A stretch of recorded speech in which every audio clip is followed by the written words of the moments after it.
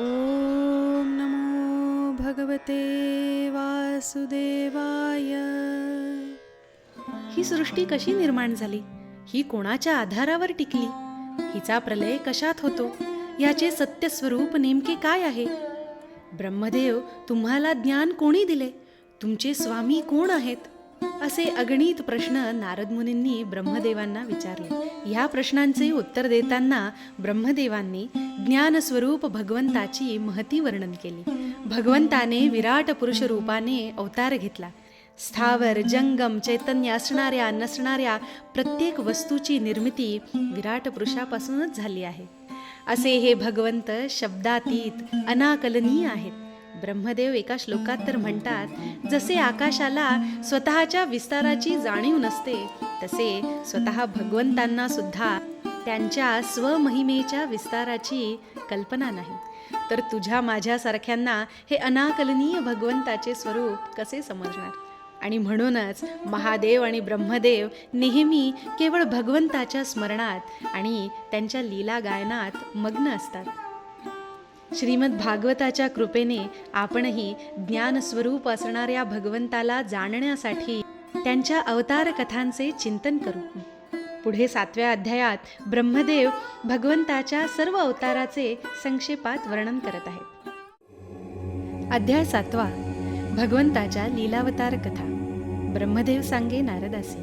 पृथ्वी बुडाली प्रलय कालाच्या पाण्यात, तिचा उद्धार करण्या भगवंत वराह शरीर घेऊन अवतरित, लढण्या सज्ज हिरण्याक्ष दैत्याशी.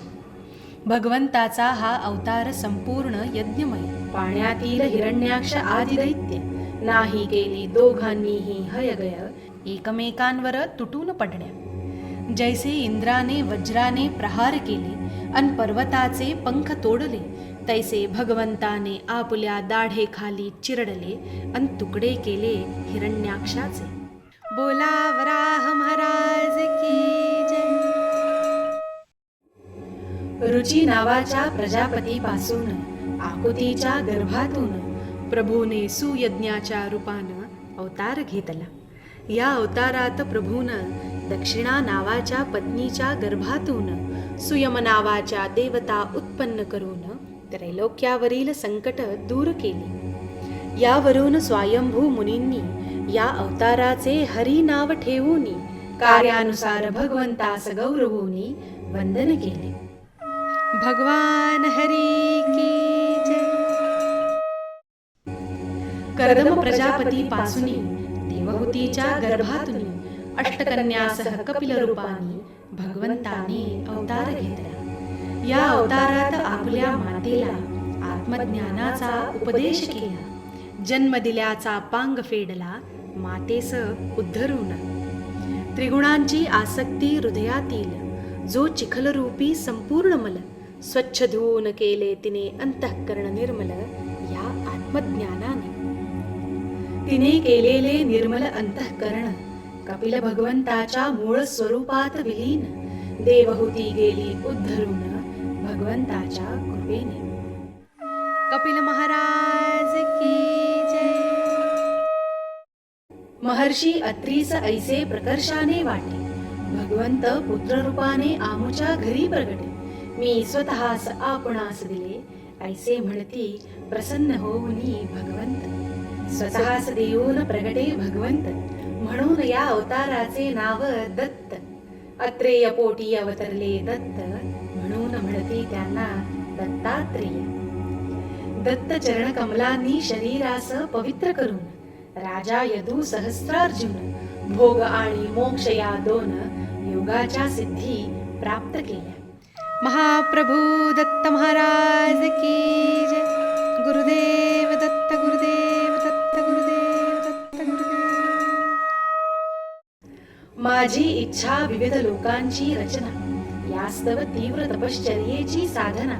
माझ्या या अखंड तपाने भगवंतांना प्रसन्नता वाटली. तप अर्थाच्या सन नावांचा आधार, सनक सनंदन सनातन सनतकुमार. या रूपात भगवंताने घेतला अवतार आत्मज्ञानाच्या उपदेशाकरिता.